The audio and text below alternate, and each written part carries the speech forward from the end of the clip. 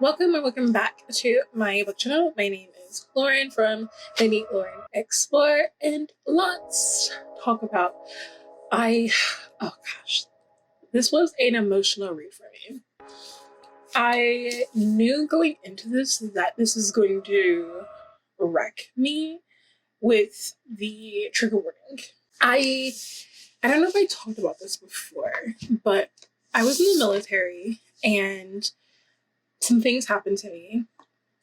I suffered from severe PTSD and depression. Then I had ideations.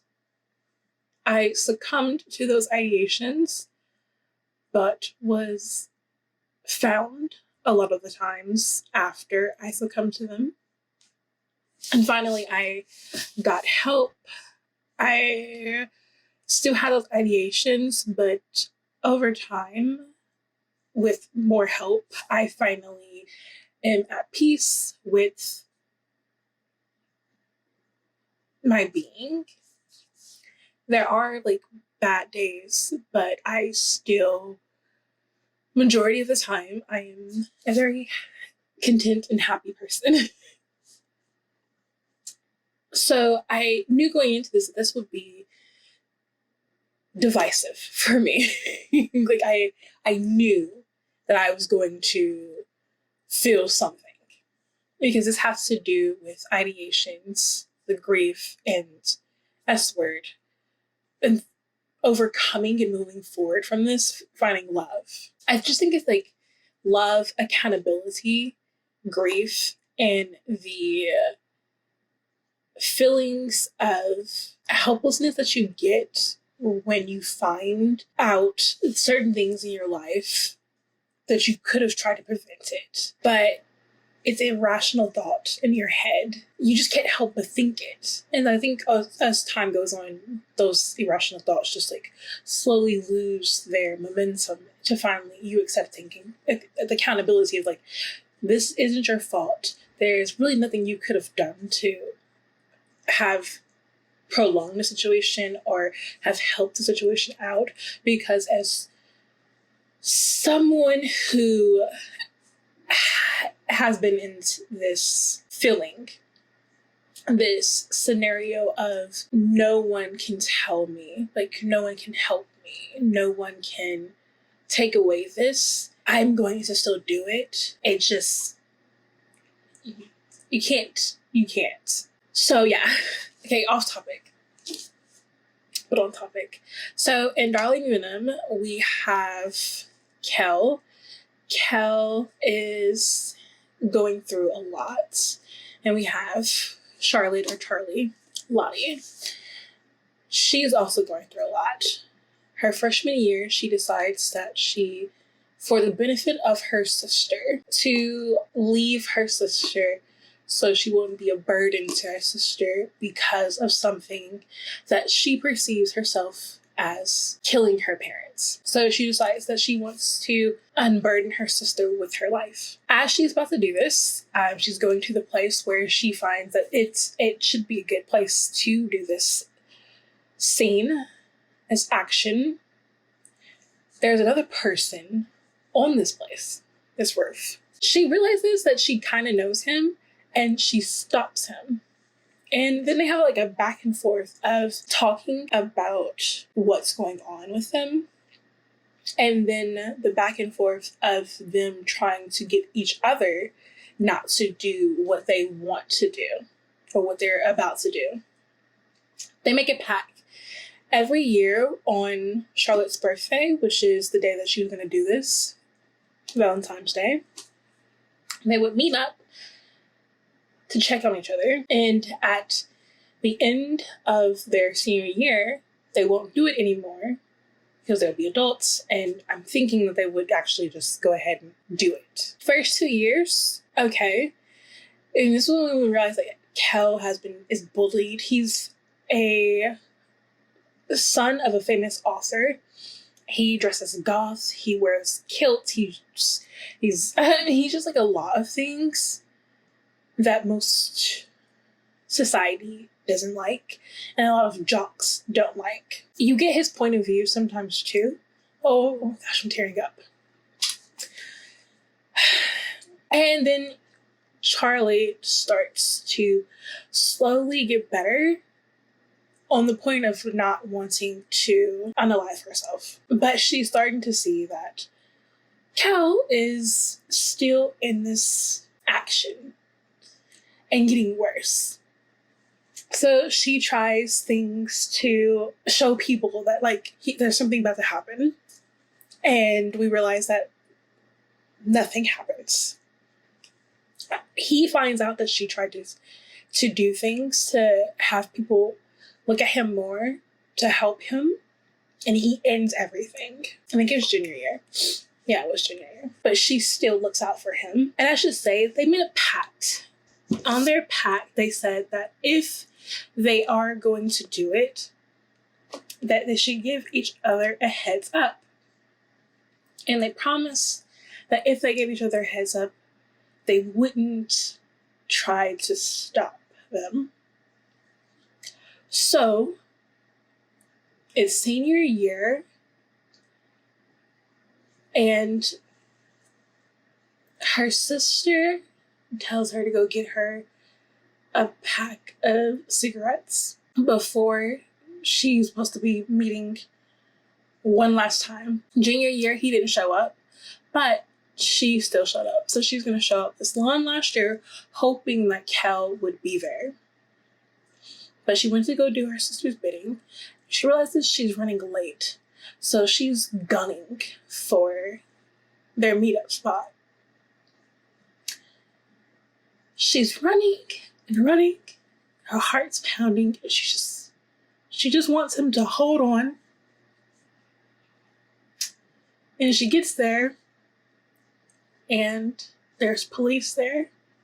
And she overhears that he really did do it. And she's devastated. And that's just like the first part of the book. We actually get into the story. So I think this is 3 years later. And she is working at a publishing company.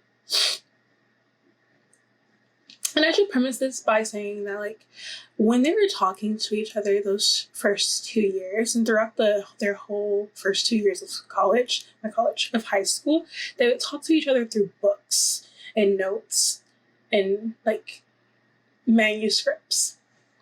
And she always heard secondhand about how his brother was an asshole and that he hated him and he was just treating Kel badly. So she has this preconceived notion of his older brother. So it just so happens that her boss is trying to book an appointment with her OBGYN and then tells Charlie that she hasn't been getting in touch with him, so she needs to go to his office to make this appointment. And she's happy to do it. She's like, okay, whatever. She goes there and, like, the receptionist is like, he's busy. And she's like, well, I'm not leaving. He's on lunch. So I'm not leaving until I get this appointment. Well, an hour passes and he still hasn't came out of his office.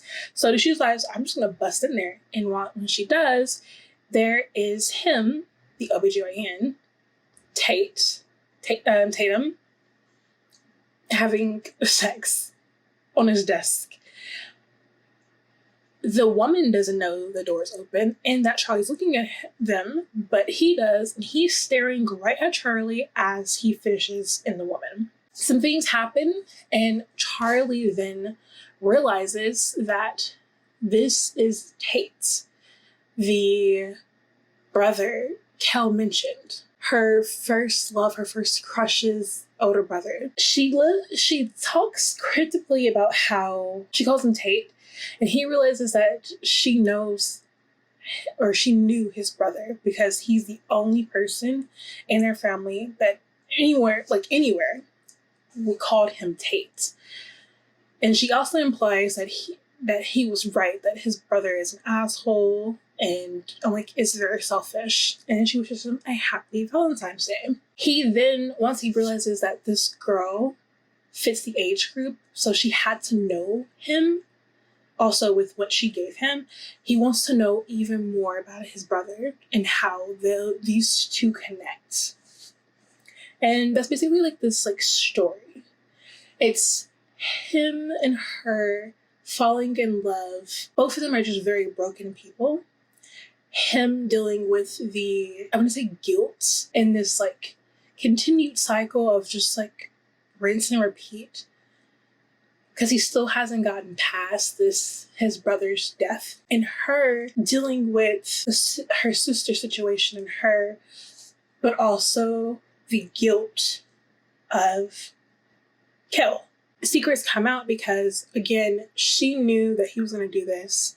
She didn't tell Tate when they talked about it. Then we find a manuscript that he gave her. He wanted her to finish, and it's called Darling Venom.